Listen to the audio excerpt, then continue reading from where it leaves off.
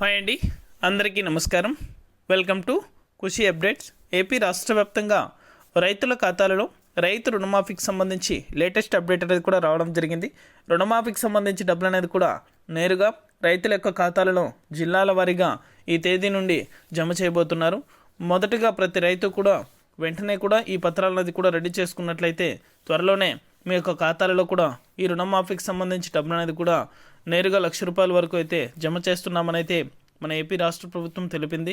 పూర్తి వివరాలు కూడా ఈ వీడియోలోకి వెళ్ళి మనం తెలుసుకుందాం. వీడియోలోకి వెళ్ళే ముందు స్మాల్ రిక్వెస్ట్, ఏపీ రాష్ట్ర వ్యాప్తంగా రైతులకు సంబంధించి ఎటువంటి చిన్న అప్డేట్ వచ్చినా సరే మన ఛానల్ ద్వారా అయితే వెంటనే ప్రతి ఒక్కరికి కూడా తెలియజేయడం జరుగుతుంది. ఇంకా మన ఛానల్ని ఎవరైనా సబ్స్క్రైబ్ చేసుకొని వాళ్ళు ఉన్నట్లయితే వెంటనే సబ్స్క్రైబ్ చేసుకొని సపోర్ట్ చేయండి. అదేవిధంగా మీ ఫ్రెండ్స్ అండ్ ఫ్యామిలీకి కూడా మన వీడియోని షేర్ చేయండి. ఇక ఏమాత్రం ఆలస్యం చేయకుండా వీడియోలకైతే వెళ్ళిపోదాం. ఏపీ రాష్ట్ర వ్యాప్తంగా రైతు రుణమాఫీకి సంబంధించి లేటెస్ట్ అప్డేట్ అనేది కూడా రావడం జరిగింది.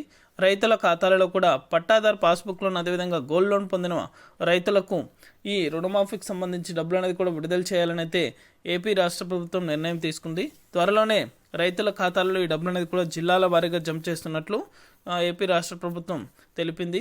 కేబినెట్ ఆమోదం కూడా తెలపడంతో రుణమాఫీలకు సంబంధించి అర్హుల జాబితాను కూడా విడుదల చేయబోతున్నారు. మొదటగా అర్హుల జాబితాను కూడా విడుదల చేసి తర్వాత రైతుల ఖాతాలలో ఎంత డబ్బులు జమ చేస్తామని అయితే మనకి నోటిఫికేషన్ రూపంలో కూడా విడుదల చేస్తారు. అలా విడుదల చేసిన వెంటనే కూడా మన ఛానల్ ద్వారా ప్రతి ఒక్కరికి కూడా తెలియజేస్తాను.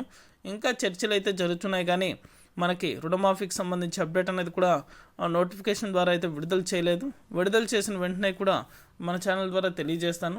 వెంటనే కూడా మీ యొక్క పట్టాదారు పాస్బుక్ అనేది కూడా మీరు జిరాక్స్ చేసుకోండి. అలాగే మీ యొక్క ఆధార్ కార్డ్ అనేది కూడా జిరాక్స్ చేసుకోండి. ఎందుకంటే మీరు ఇక్కడ నివసిస్తున్న వారు మాత్రం ఉండాలి. అలాగే ఈ క్రాఫ్ అనేది కూడా నమోదు చేసుకుని ఉండాలి. మీరు వేసిన పంటల్ని ఈ క్రాఫ్ నమోదు చేసుకొని వడ్డీ చెల్లిస్తుండాలి.